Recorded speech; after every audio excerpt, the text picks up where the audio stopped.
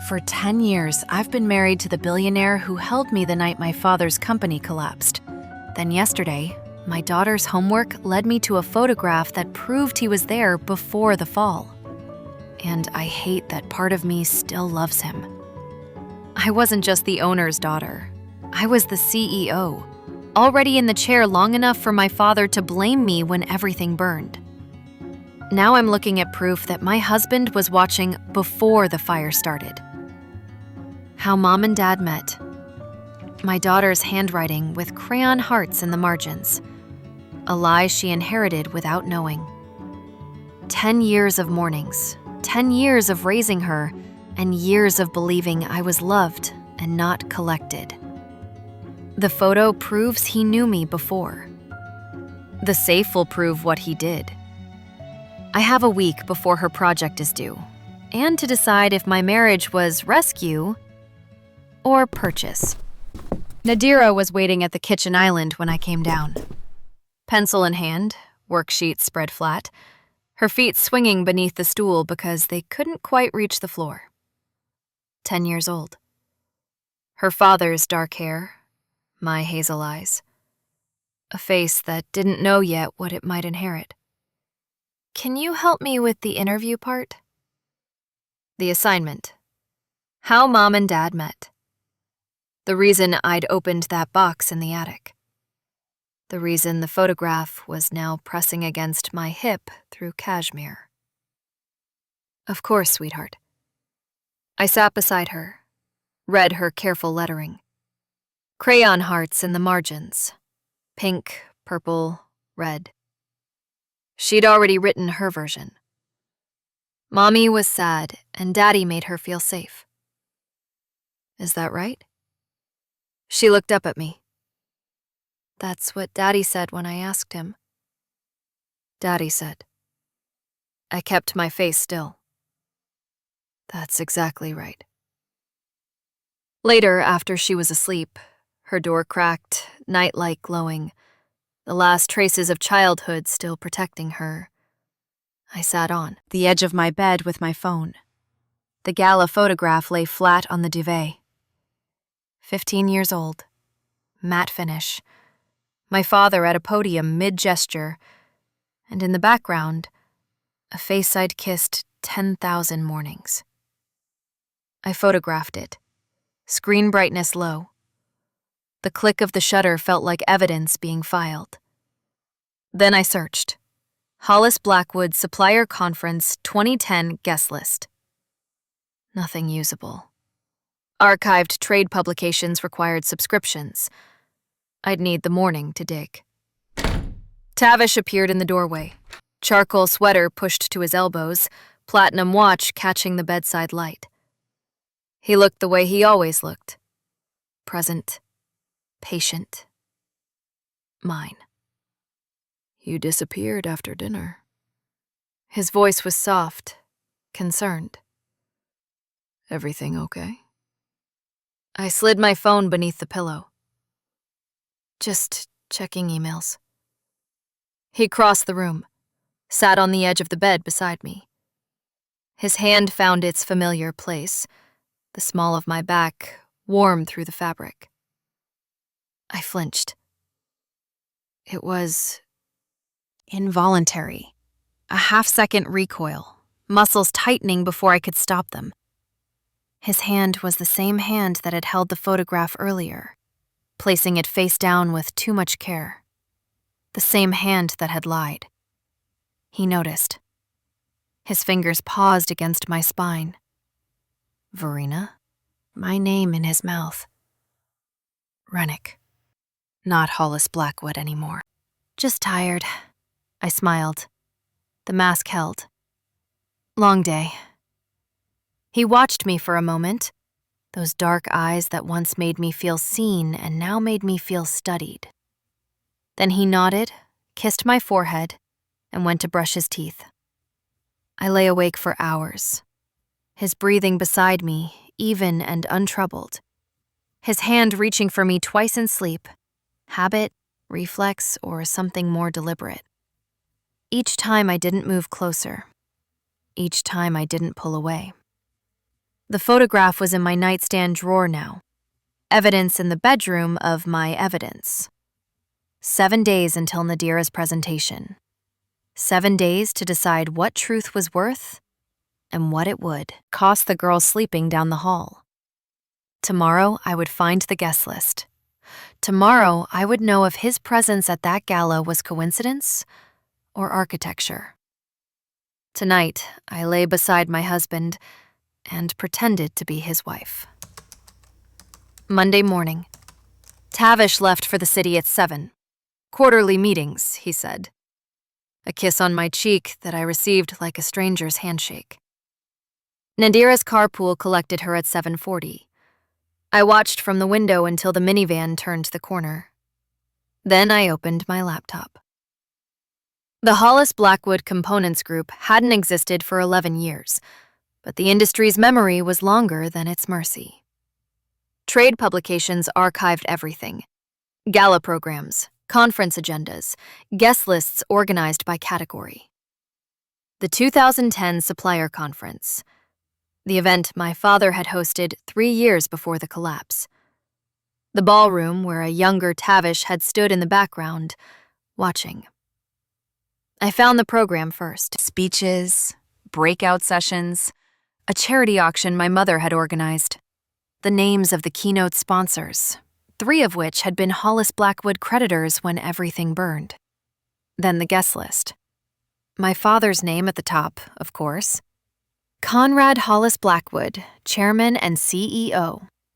Beneath him, the board members I half remembered from childhood dinners, the manufacturing partners, the banking relationships.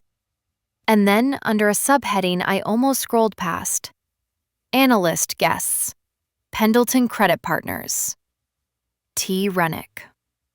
His name, abbreviated, his firm, one I didn't recognize, a credit partnership that didn't exist anymore, I'd checked, absorbed into a larger fund 3 years later. But he'd been there, officially, invited. Not a waiter, not a crasher, a credit analyst attached to a lending team present in my father's orbit. I sat back from the screen. The kitchen was silent around me, marble counters gleaming, the espresso machine Tavish had imported from Milan, the French doors looking out over grounds that cost more to maintain than my first salary. Everything he'd given me, everything he'd built around me. And before any of it, before the coffee shop where we met by accident, before the first date where he'd remembered my order without asking, before the proposal in a garden that felt like fate, he'd been watching. The screen lit. Anthea, my mother's name. Her timing, as always, surgical. I answered. Darling. Her voice carried Geneva precision even through a cell signal. I'm coming for lunch. We need to discuss your father. What's happened? His cardiologist called this morning. The last episode was worse than they thought. He's moving to your guest house, Verena. This week. You'll need to prepare. I looked at the guest list still glowing on my screen. At Tavish's name, abbreviated but unmistakable. At the firm that had employed him when my father's company was still standing. My father was coming to live in the house my husband built on rubble I was only beginning to see. I'll be ready, I said. My mother arrived at noon in a charcoal Chanel suit and pearl earrings she'd worn to my father's IPO 30 years ago. Anthea Hollis Blackwood, née Fairbairn, Geneva-raised, American-adapted, too elegant to trust anything that looked too easy. She kissed both my cheeks, then surveyed the kitchen like a general reviewing terrain. The guest house, she said without preamble. I saw it from the drive. It's larger than our first apartment. Tavish renovated it 2 years ago. Anticipated this, I think. Her pale eyes, blue-gray, watchful, flickered at his name, but said nothing. We ate lunch on the terrace. Grilled fish, roasted vegetables, a Sancerre I didn't taste. Below us, the sound stretched gray and flat, mirroring a sky that couldn't decide whether to rain. My mother discussed logistics, the medical equipment arriving. Thursday, the aid schedule she'd arranged. The neurologist Tavish had recommended, one of the best in the state, his office had already called to confirm. "He's very helpful," she said. "Your husband." I set down my fork. "You've never liked him." "I've never said that." "You've never needed to." Anthea took a measured sip of wine. Her wedding band caught the pale light, a thin gold ring she'd never upgraded, even when the money came.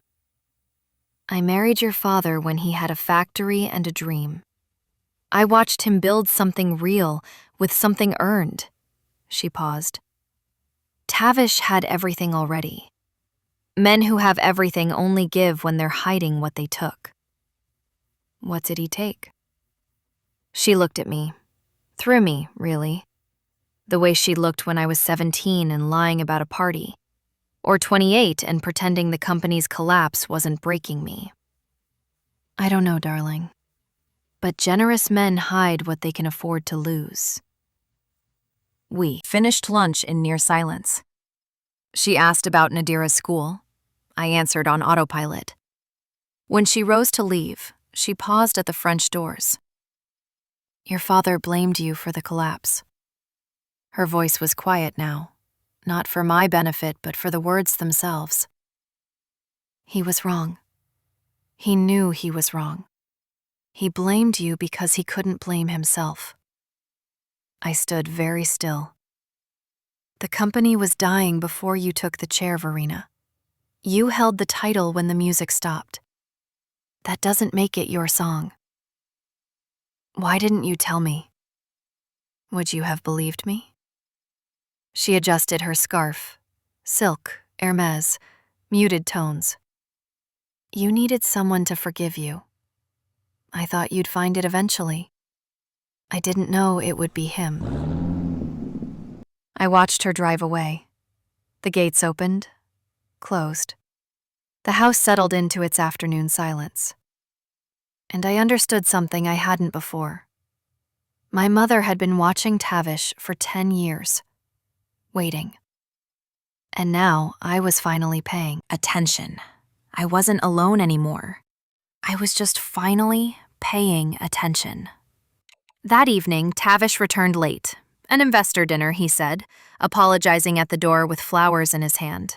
Hydrangeas, my favorite. He always remembered. I took them, thanked him, set them in a vase on the kitchen counter, and watched.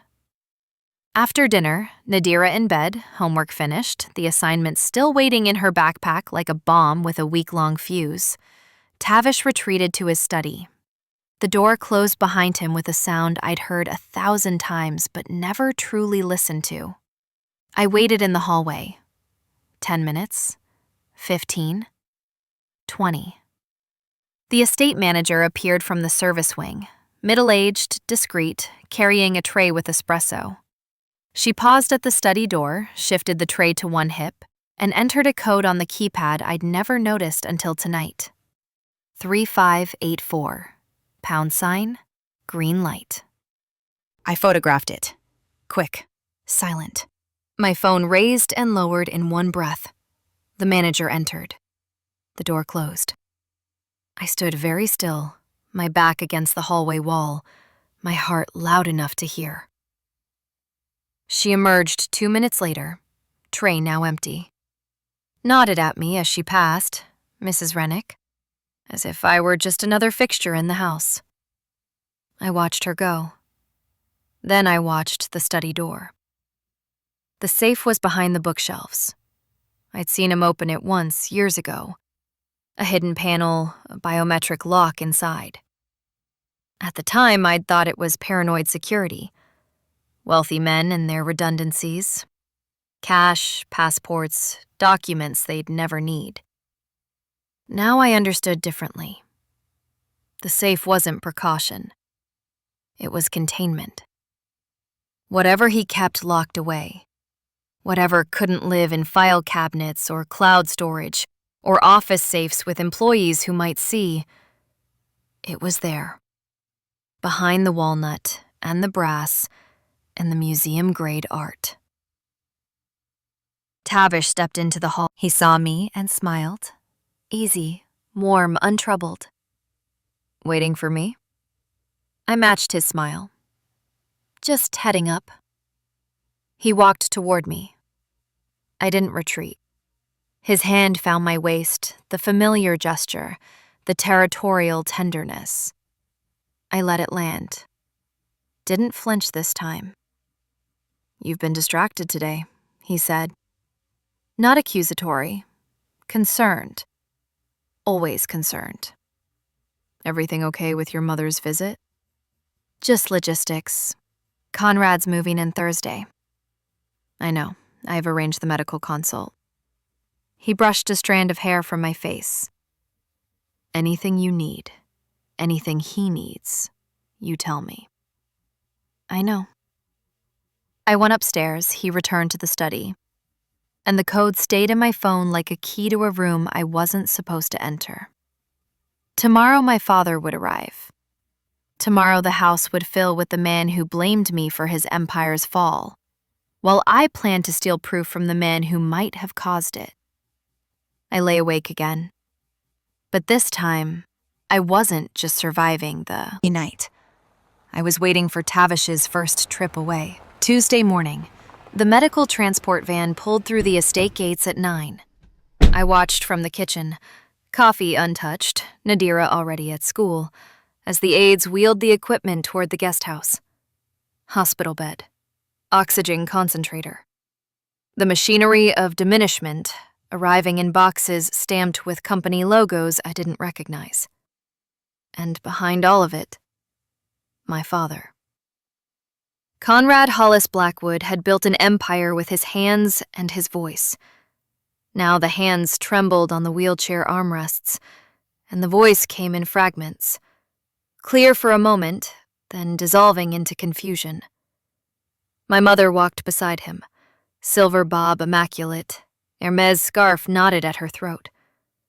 She managed the aides with quiet precision, pointing where furniture should go, which outlets the equipment needed. I stood at the guest house door and did what I'd always done. Managed logistics. Medications in the cabinet, emergency contacts on the refrigerator, the neurologist number saved in 3 phones. Verena? My father's voice. Clear, suddenly. I turned. He was looking at me from the wheelchair, his brown eyes, faded but focused. "You should have seen it coming. You were the CEO." 11 years. The same accusation. The same wound reopened in the same breath it took to speak it. I absorbed it the way I always had. Face still, spine straight. The posture of a woman who'd learned that flinching only made the blade go deeper. "I know, Dad." He blinked. The clarity flashed. "Where are we?" "You're home," I said. The lie tasted familiar. "You're safe." Tavish appeared in the doorway. He carried hydrangeas, different ones, white this time, for the guest house. His charcoal sweater was pushed to his elbows, his platinum watch catching the morning light. He looked like what he'd always looked like, a man who arrived with solutions. "Conrad?" He set the flowers on the entry table, then crouched beside my father's wheelchair. Patient. Attentive. "It's good to see you. The room's all set up, view of the sound, just like Anthea wanted." The confusion had returned, but his fingers tightened on the armrest. The reflex of a man who'd survived decades of boardrooms without trusting anyone in them. "Do I know you?" Tavish smiled. It was his real smile, asymmetrical, the left side lifting higher. "I'm Tavish, your son-in-law." Conrad nodded slowly. The money one. I watched Tavish help my father from the wheelchair to the armchair by the window. Gentle, steady. The hands that had held the photograph, that had lied about the gala, now supporting the man whose empire those same hands may have dismantled. Two men in a room.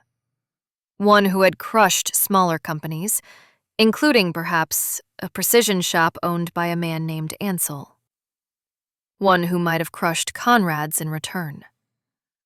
And me, at the doorway, holding a water glass no one had asked for.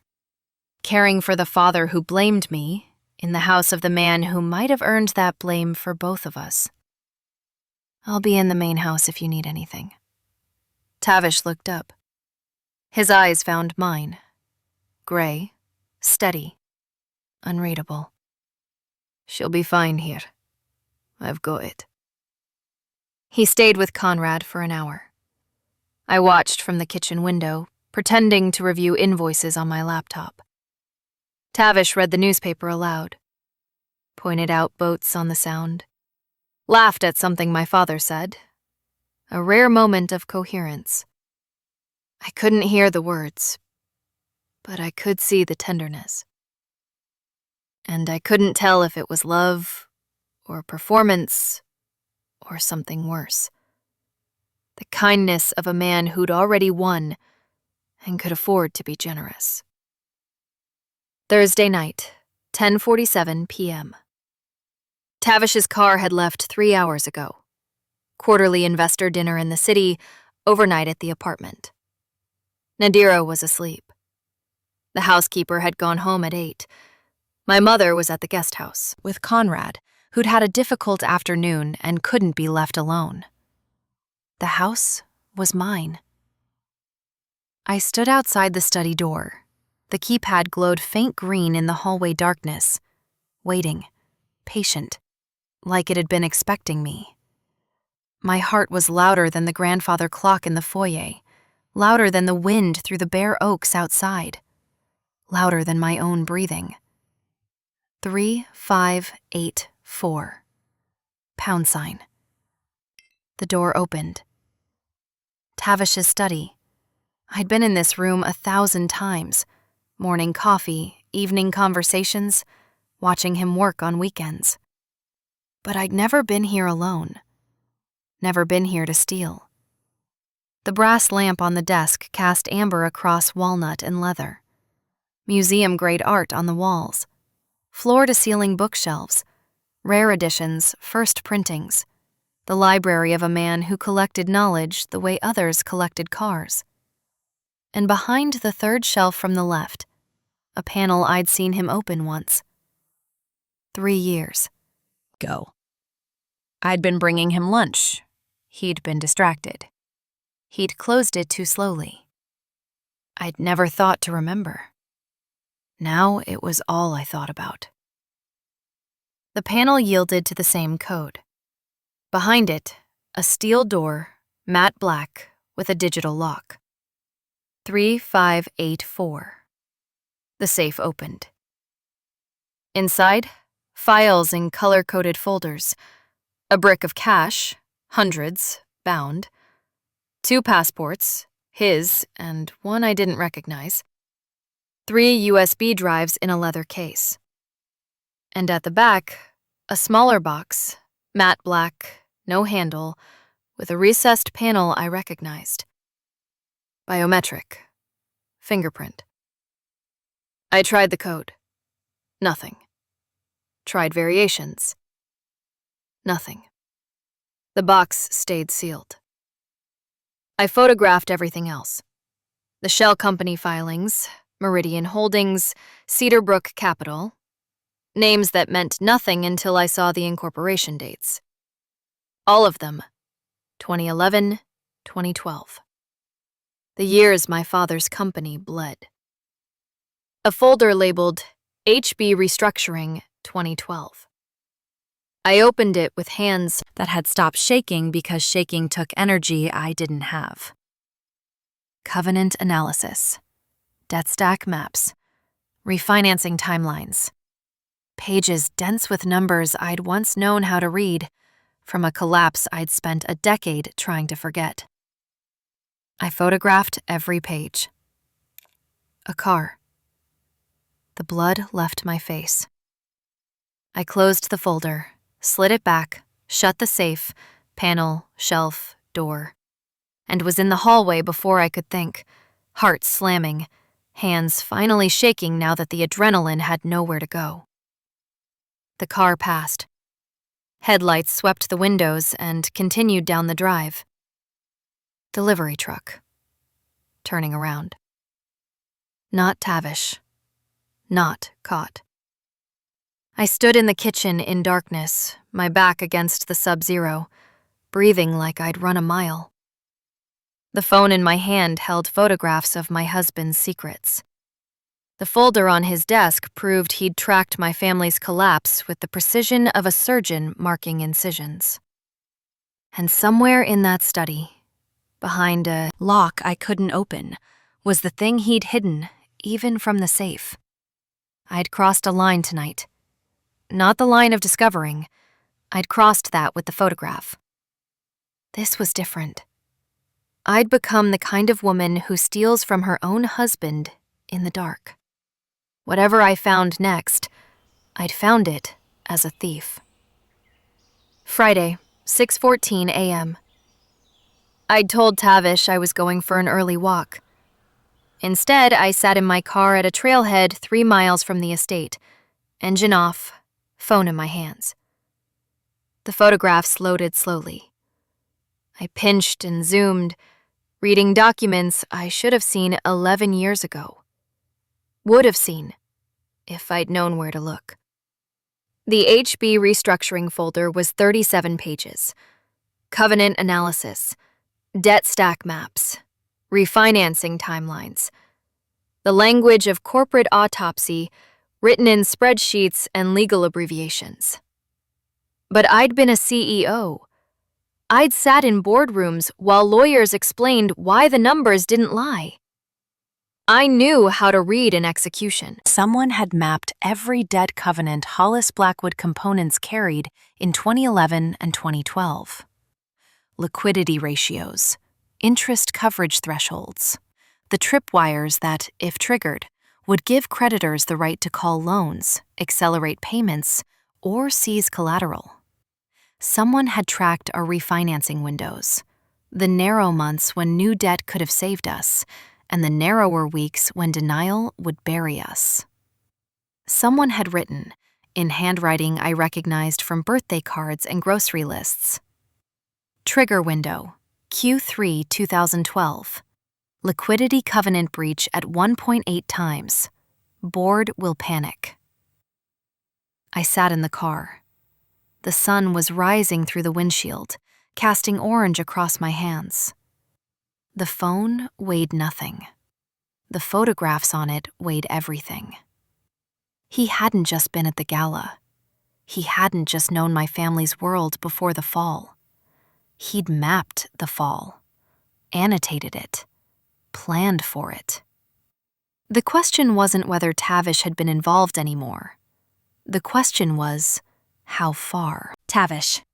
Heading back now. Breakfast? I typed, sounds good. Then I drove home to greet my husband like nothing had changed. He arrived at 9, kissed my cheek at the door, asked about Conrad, about Nadira's morning, about whether the landscapers had fixed the drainage issue near the tennis court.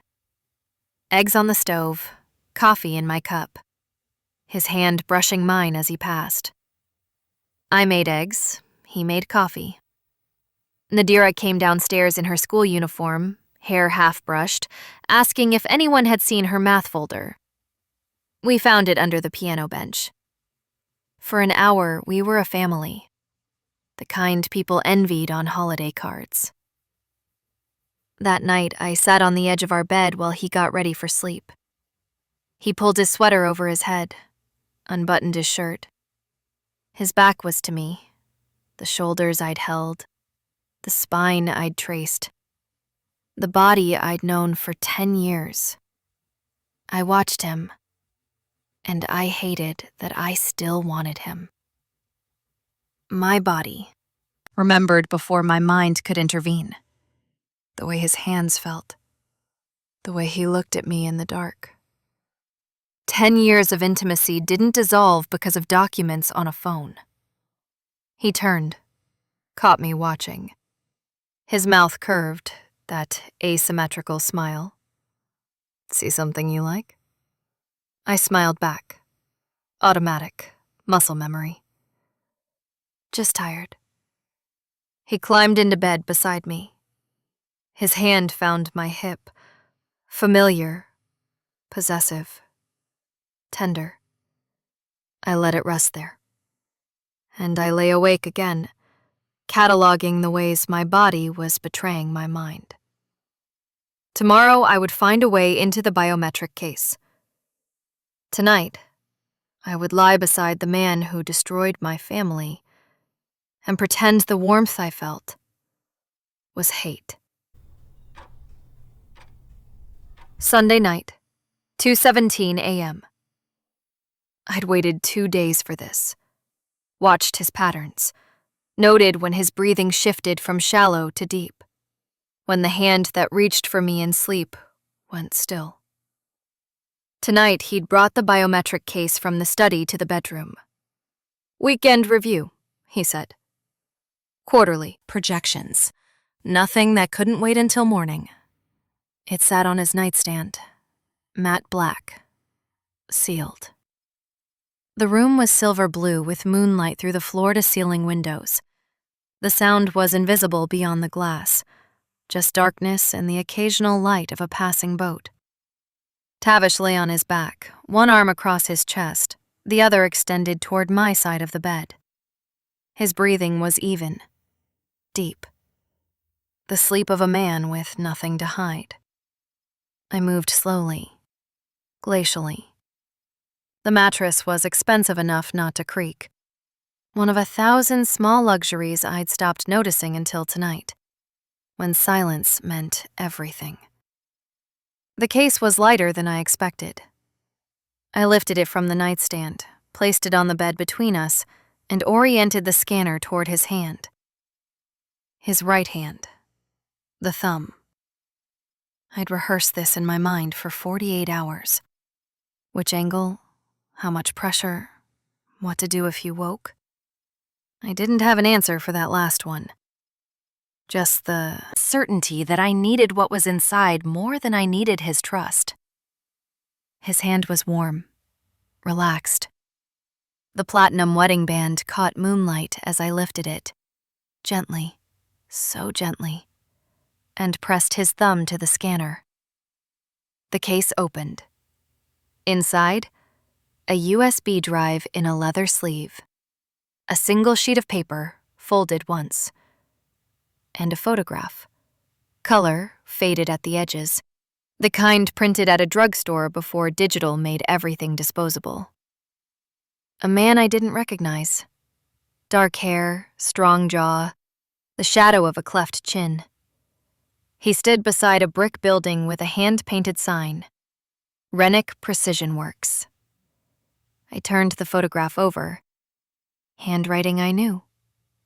Ansel Rennick, 1987. Ansel, Tavish's father. The man who had owned a small precision components shop. The man whose business had been crushed by consolidation, by larger companies, by the predatory economics of American industry. By my father. I photographed everything. The drive's exterior, the photograph, the folded note I didn't dare open yet. Not here. Not with him breathing beside me. Then I copied the drive to the laptop I'd hidden in my closet. 7 minutes of file transfer that felt like 7 hours, each second measured against the rhythm of his sleep. I returned the case to his nightstand. The drive, the photo, the note, all exactly as they'd been. He never stirred.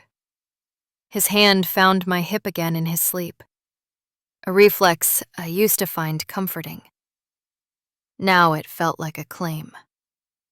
I lay beside him until morning, the laptop hidden, the files copied, the name Ansel Rennick burning behind my eyes.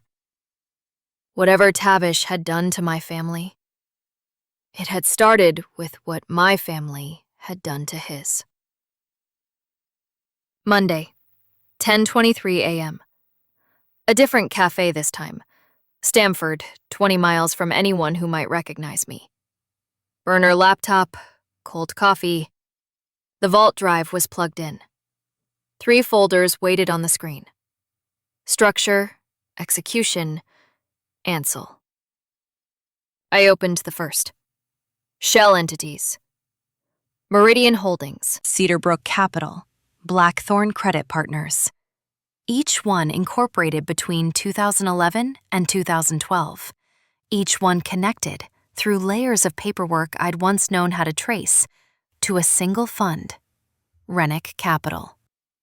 By Q2 2012, Rennick Capital, directly or through these shells, controlled the majority of Hollis Blackwood Components' debt stack. Tavish hadn't just been watching. He'd been buying.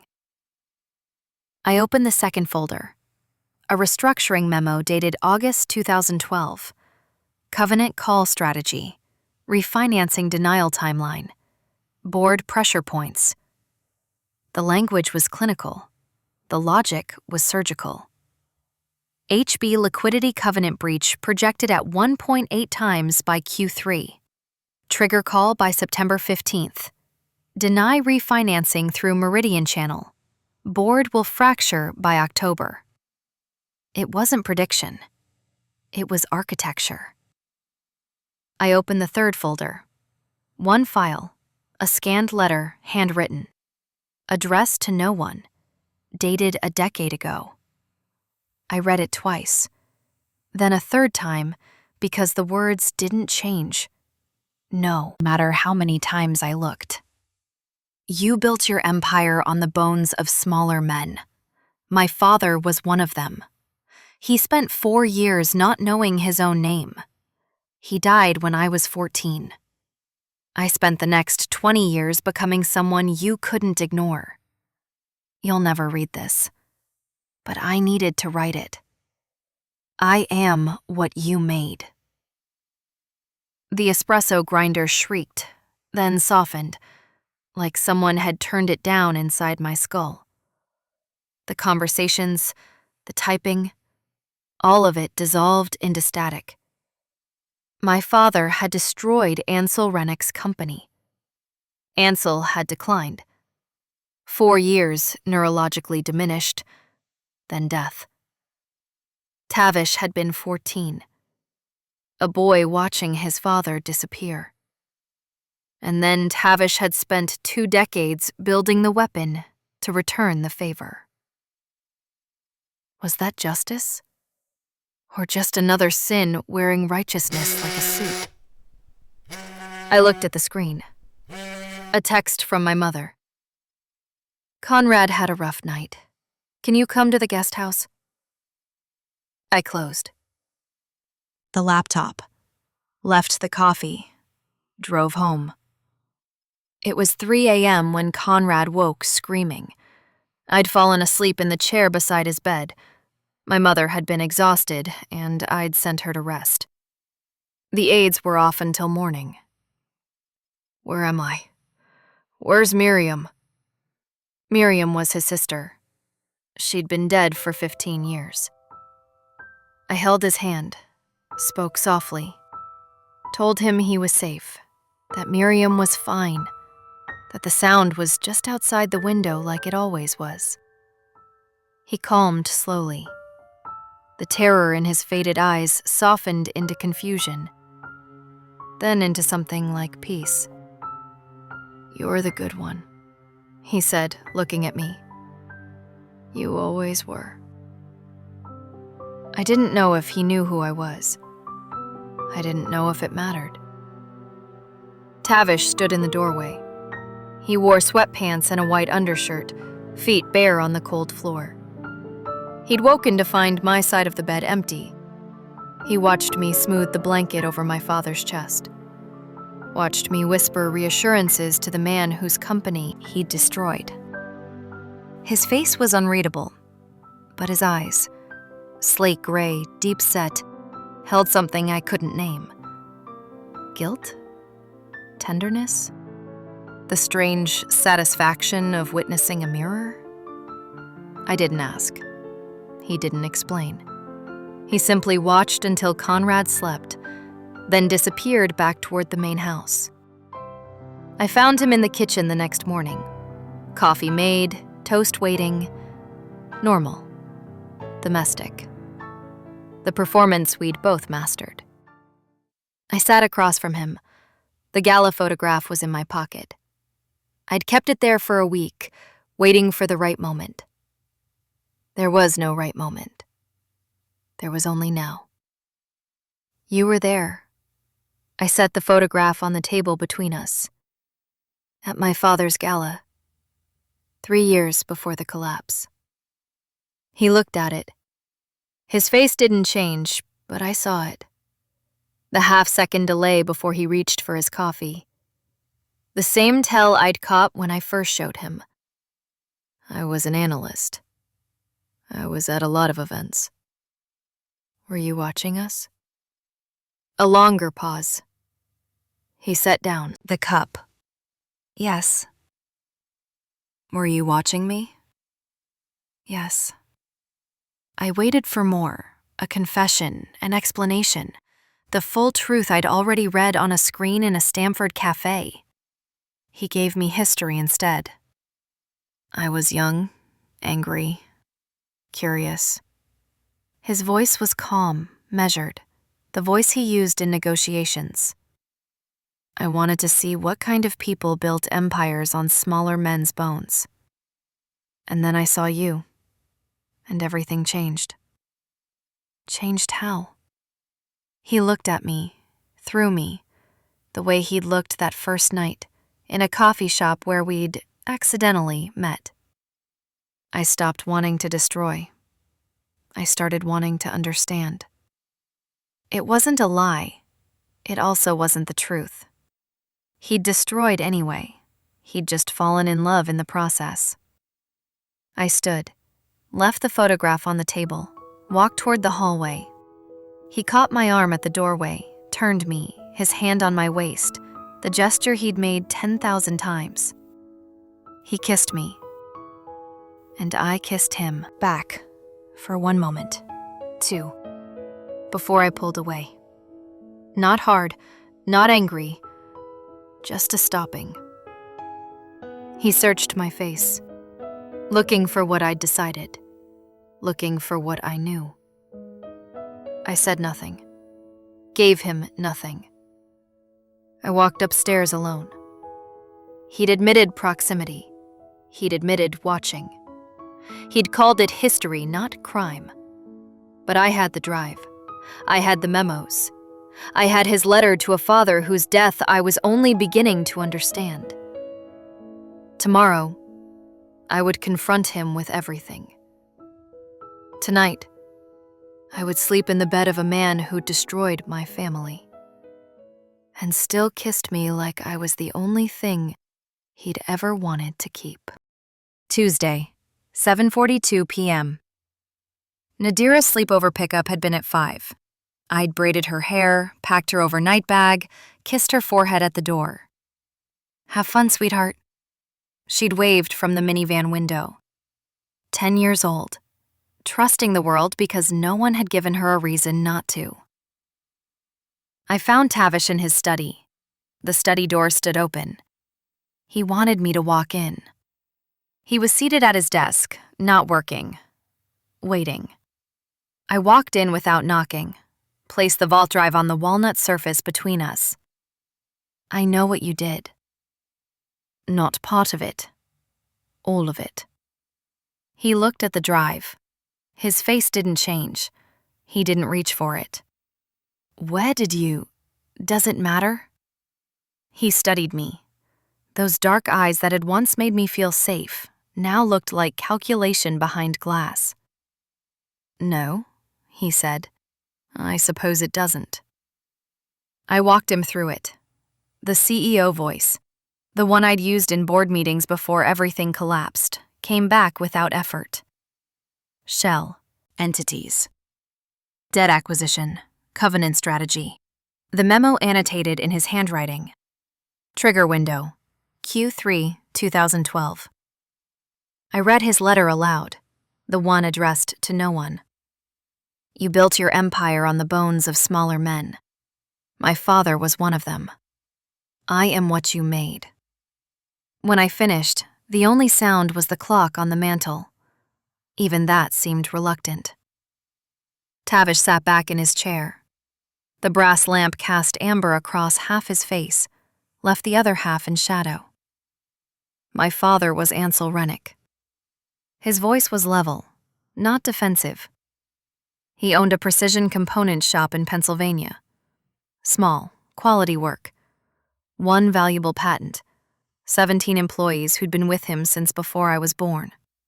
He paused, touched his watch, the gesture I'd seen 100 times, never knowing what it meant. Your father's consolidation wave crushed him in 1991. Undercut his contracts, pressured his lenders. Used scale as a weapon against a man who had nothing but skill and loyalty. My father had a stroke when I was 10. Spent 4 years not knowing his own name most days. Died when I was 14. I didn't speak. There was nothing to say yet. So yes, he looked at me directly now. I spent 20 years becoming someone your father couldn't ignore. I bought his debt. I timed the covenants. I watched his company fall the way he'd watched my father's. And then I saw you. A few weeks after the collapse. You were at a coffee shop, hands shaking so badly you couldn't hold your cup. Everyone in that city knew your face, the CEO who'd failed. No one would sit near you. He leaned forward. The shadow shifted on his face. I sat down, and I discovered that the man I'd destroyed had a daughter who was nothing like him. Brilliant.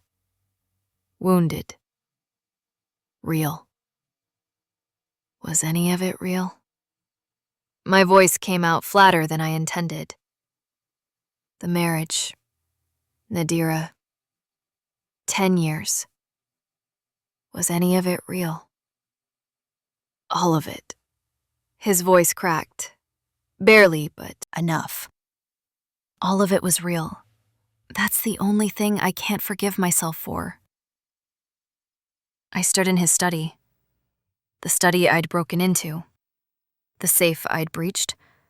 The drive I'd stolen. All of it done to find what he'd just handed me freely. And the worst part wasn't the confession. The worst part was that he had a case. His father had been destroyed first. His wound was older than mine.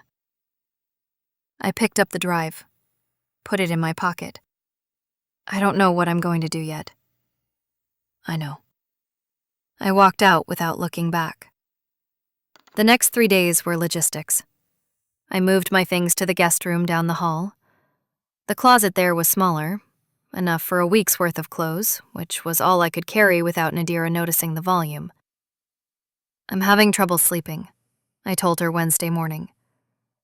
I don't want to wake Daddy with my tossing and turning. She accepted it. 10-year-olds accept what they're told, if you say it simply enough.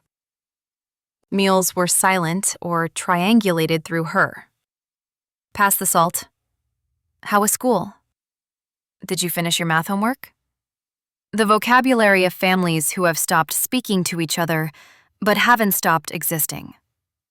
Tavish attended to Conrad in the guest house more than usual. From the kitchen window, I tracked his silhouette moving through the guest house, the same vantage point I'd used before when observation was still investigation. Now watching was just surveillance of my own unraveling. Thursday evening, Nadira set down her fork at dinner. Are you and Daddy fighting? The kitchen went still. Tavish's jaw tightened. I set my water glass down too carefully. We're just figuring some things out, sweetheart. She looked between us. Those hazel eyes, my eyes in her face, seeing more than I wanted her to. Like when Grandpa forgets things? I couldn't answer. Tavish said nothing. She went back to her pasta, and the silence filled in around us like water. Friday night, the terrace. I stood at the railing, watching the sound.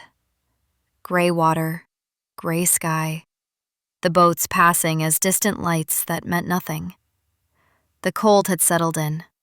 November air, no pretense of warmth. He stood beside me, didn't speak. The space between us was 2 feet and 10 years. I'm not going to beg. His voice was quiet. But I'm not going to pretend either. I didn't turn. I love you. I ruined you, and then I loved you. I don't know how to separate them. The words hung in the cold. I let them. Then I walked inside without answering. My footsteps on the hardwood were the only sound until the guest room door closed behind me. What do you do with a man who won't apologize because he believes his wound came first? Who won't pretend because pretending is the one thing he refuses to offer? I lay in the guest room bed, smaller than ours, colder, and listened to the house settle. His footsteps passed my door at midnight. Paused. Continued. Neither of us slept. Saturday. Neutral ground. Nadira had asked to visit Grandma Kesha for weeks. We'd delayed, schedules, logistics, excuses. But children remember, and there was no excuse left that wouldn't make her suspicious. So we drove. An hour upstate. Tavish at the wheel, me in the passenger seat, Nadira reading in the back. The silence was different with her present. Less cold, more careful. The facility was expensive and discreet. Private rooms, orchids on every windowsill. The kind of place where decline is managed with dignity and billed monthly. Kesha Rennick sat in an armchair by the window. Silver hair cropped short. High cheekbones that still held the ghost of beauty. Eyes that looked at her son without recognition. The nice young man who visits. She smiled at Tavish. Are you from the garden service? I watched him absorb it. The same practiced grace I'd seen with Conrad, accepting being forgotten because the alternative was worse. I'm Tavish, Mom. Your son. Ah. She nodded, polite. That's nice. Nadira sat on the floor near Kesha's feet, showing her drawings from school. Kesha admired them with the vague enthusiasm of someone who didn't know why a child was speaking to her, but didn't want to be rude. Tavish held his mother's hand, told her about the garden at the estate, about the boats on the Sound. Small things, concrete things, nothing that required her to remember. And for a moment, I didn't see the man who'd engineered my family's collapse. I saw a 14-year-old boy whose father had spent 4 years not knowing his name, whose mother was now a stranger, whose entire family had been erased by a consolidation wave my father had called business. Kesha turned to me. Are you his wife? Her voice was curious, childlike. He talks about you. Says you're the only good thing he ever built. Tavish's face, caught, raw, unmasked. He hadn't known she'd retained that. Hadn't known she'd repeat it. The mask he wore for everyone, for me, for the world, was gone for one terrible instant. If he destroyed you to avenge what your family destroyed in him, where does the blame begin? Where does it end? We drove home in silence. Nadira fell asleep in the back seat. Tavish's hands were steady on the wheel, but his jaw was tight. I looked out the window at the passing trees and didn't speak, because I saw him clearly now, and I hated that clarity. Sunday, 11:47 p.m. My mother's voice. "Come now, the guest house!" I ran, barefoot on cold floors, out the back door, across the lawn in November air. The guest house lights were all on. Wrong, too bright, the kind of brightness that means emergency. Conrad was on the floor beside his bed. The aide crouched over him, phone pressed to her ear. My mother stood frozen. Anthea Hollis Blackwood, who never froze, statue still against the wall. "Ambulance is coming," the aide said. The next hours blurred. Sirens, stretcher, the hospital's fluorescent corridors, the smell of antiseptic and fear. Forms to sign, questions I couldn't answer, blood pressure numbers that meant nothing until they meant everything. At 3 a.m., Anthea and I sat in the waiting room. Plastic chairs, vending machine humming. The wreckage of a family reduced to 2 women waiting for news. "He blamed you because he couldn't blame himself." Her voice was quiet. Not for privacy, there was no one else there. For the weight. I turned to look at her. Her silver bob was disheveled. The Hermes scarf was gone. She looked older than I'd ever seen her. "The company was dying before you took the chair." She stared at the vending machine, not me. He'd overspent on acquisitions, leveraged the debt. The margins were collapsing before you ever signed. "Your first document as CEO." Then why?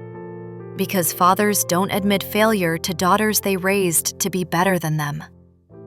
Her voice cracked, once, barely.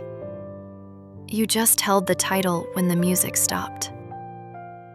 I sat with that. The blame I'd carried for 11 years. The wound my father had given me the night the company fell. The accusation he'd repeated in the guest house just days ago. You should have seen it coming.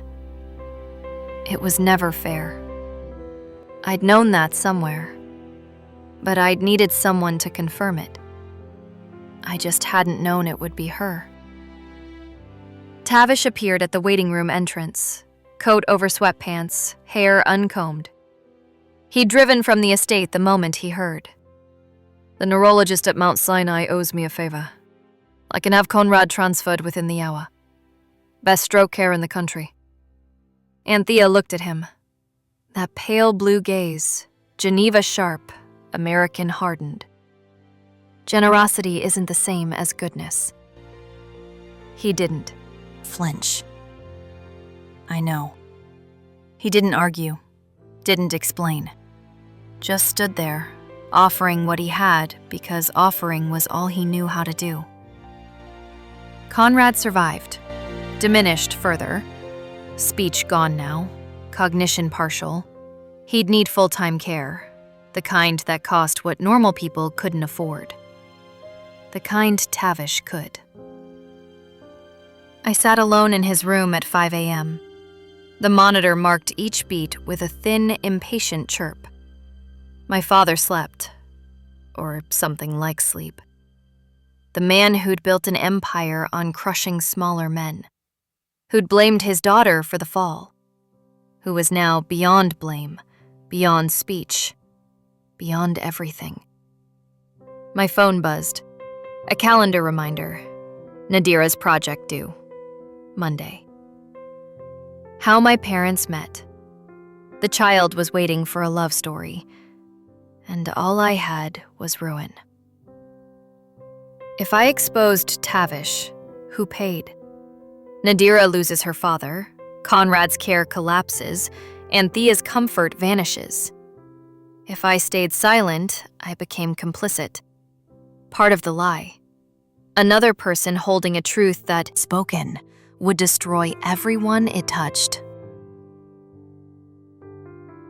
The mirror was complete. I was Tavish now, choosing between truth and the people I loved.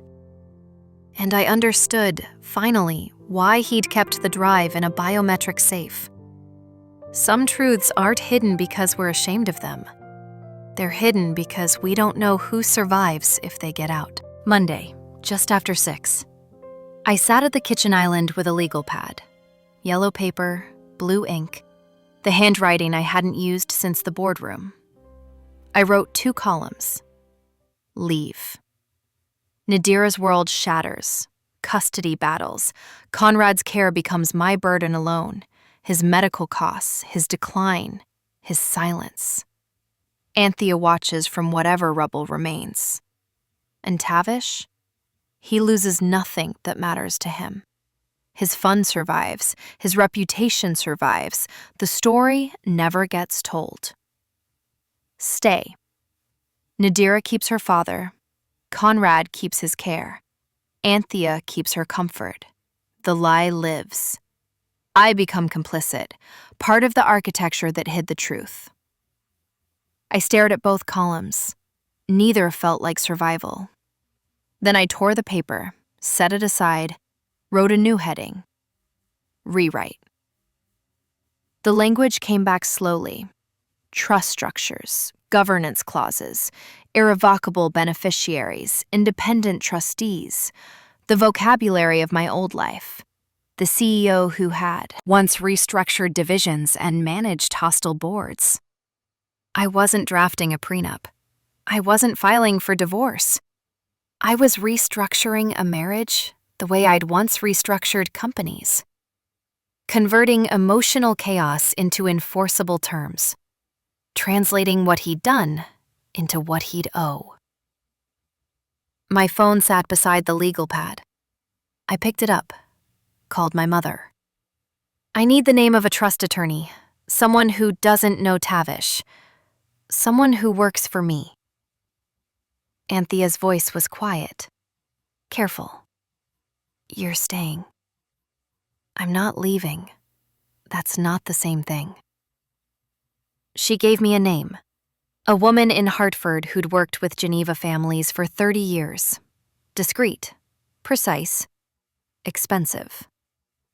Verena. My mother's voice, softer now. Whatever you're building, make sure it's something you can live inside. I hung up, looked at the legal pad. The 3rd column was filling with terms. Irrevocable trust for Nadira. Independent trustee chosen by me. Irrevocable care. Trust for Conrad and Anthea. My authority over distributions. Family office governance restructured. Co-manager status. Veto rights on all Rennick-adjacent financial decisions. And one final clause. The one that would cost him more than money. A sealed confession. His handwriting. Placed in escrow. Delivered to Nadira on her 18th birthday. The truth wouldn't be destroyed. It would be delayed. Timed. Given to her when she was old enough to carry it, and to decide what to do with an inheritance I couldn't protect her from forever. By noon, I had a draft. By 3, I had a call scheduled with the attorney. By 5, I had a document that spoke the only language Tavish truly understood. Not love. Not betrayal. Terms. Wednesday, 7:23 p.m. 2 days of attorney calls. 1 revised draft. Nadira at a friend's house for dinner. I found Tavish in his study. The same room where I'd placed the vault drive a week ago. The same desk where he'd placed the photograph face down, hoping I wouldn't see. He looked up when I entered. His face was careful, waiting. I set the document on the walnut surface between us. 4 clauses, no bargaining. He didn't reach for it. His eyes moved from the paper to my face. Irrevocable trust for Nadira. Independent trustee of my choosing. Irrevocable care trust for my parents. I control distributions. Family office governance restructured. I'm co-manager with veto rights on all financial decisions. And the fourth? A sealed confession. Your handwriting. Placed in escrow. Delivered to Nadira on her 18th birthday. His face went through phases. Recognition first. He understood immediately what I was doing. Then resistance. The jaw tightening, the shoulders squaring. Then grief. And beneath it, the exhaustion of a man finally seen. Finally, acceptance. Quiet. Complete. This isn't forgiveness. No, I kept my voice level. It's terms. He picked up the document, read it. His eyes moved across the clauses I'd spent 2 days drafting with a woman in Hartford who asked no questions and charged by the hour. And if I don't sign, then I take everything to the press, the SEC, your investors. You lose your fund. You lose your reputation. You lose your daughter's trust. All at once.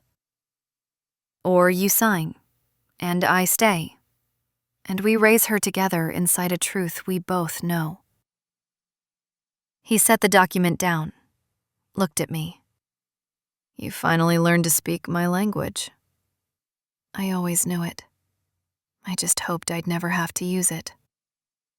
He reached for the pen on his desk. The same pen he used to sign deals worth hundreds of millions. The same pen that had written his letter to Ansel. He signed. Page 1. Page 2. Page 3. Initials on the confession clause.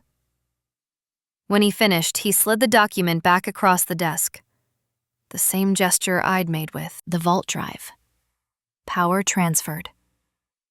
The marriage continues, I said. But the ownership has changed. He nodded, said nothing. Is this justice, or just another form of control? I picked up the contract, left the study without looking back. The door closed behind me with a sound I'd heard 1,000 times. But tonight, it sounded different. Tonight, it was mine to close. Later that night, I stood in Nadira's doorway. The nightlight cast soft pink across her face. She slept the way children sleep, completely, trusting the world to be there when she woke. 10 years old, freckles across her nose, her father's dark hair, my hazel eyes. A face that didn't know yet what it might inherit. One day, you'll read it. She didn't stir. I watched her breathe. And you'll understand why I stayed. I closed her door, walked down the hallway to the master bedroom. My things were back. The closet half empty for days was full again. The guest room would return to being a guest room. The bed would still be geography, but now we'd share it. Tavish stood at the floor-to-ceiling windows, his back to me, silhouette against the dark sound, the distant lights of boats passing. He spoke without turning. I built everything to destroy you. And then I couldn't imagine a world without you in it. I stood beside him, not touching, not retreating. That's not love. I know. But it's all I have. We stood in silence. The sound stretched gray-black beyond the glass. The estate around us, 12,000 square feet of inherited sin purchased with collapse, now governed by contract. Is delaying the truth protection or cowardice? One day Nadira will read his handwriting. She'll learn what he did and what I chose. and she'll decide what to do with an inheritance I couldn't give her honestly. I reached out. My hand found his. Not intertwined, just contact. His fingers warm. The wedding band I'd worn for 10 years against the wedding band he'd placed there. Neither of us pulled away. Neither of us moved closer. The marriage survives.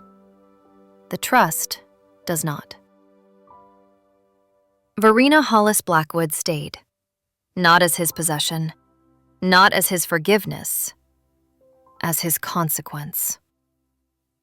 And somewhere in a law firm's vault, a letter waits. Cream paper, his handwriting. For my daughter, on her 18th birthday. 8 years. The cycle may end with her, or it may be inherited. I don't know yet which. 3 weeks after he signed, the house looked the same. The art, the light on the sound, the kitchen where we'd made pancakes 1,000 Sunday mornings. Nadira's project hung on the refrigerator, an A-. The teacher's note. Beautiful story. Your parents sound like they were meant to find each other. Meant to find each other. I read it twice, poured my coffee, said nothing. Upstairs, Tavish was getting ready for work. The soft click of cufflinks, the slide of a drawer. He moved through our morning the way he always had. Careful, present. He'd signed away control of the trusts, veto, and the right to call it love without consequence. He didn't negotiate. He signed because I finally spoke the only language he couldn't refuse. In the guest house, my mother read to my father. He didn't respond. The words were gone now, but his eyes followed her voice. The room was warm. The equipment hummed. Everything paid for. Everything governed. I'd rewritten the terms of my captivity. Made them mine. But I hadn't left the cage. The law firm holds the original, the one that counts. But there's a copy in my nightstand. I made one before it went to escrow. Cream paper. His handwriting. For Nadira, on her 18th birthday. She'll open it. She'll read what he did. What I knew. What I chose. And she'll decide what to do with an inheritance I couldn't give her honestly. Mom, I can't find my backpack. Her voice from the stairs. 10 years old, still believing. Check by the piano, sweetheart. I closed the drawer, walked toward the sound of her, and carried what I know into another morning that looks, from the outside, exactly like love. This is American Billionaire Tales, where fortune meets fate, and where love is never the whole story. If this story stayed with you, if you're still thinking about what Verena chose or what you would have done in her place, leave a comment below. Tell us, would you have stayed? Would you have written those terms or walked away? And if you want more stories where wealth reveals wounds and power comes with cost, subscribe. Share this with someone who needs a story that doesn't pretend. We'll see you in the next tale.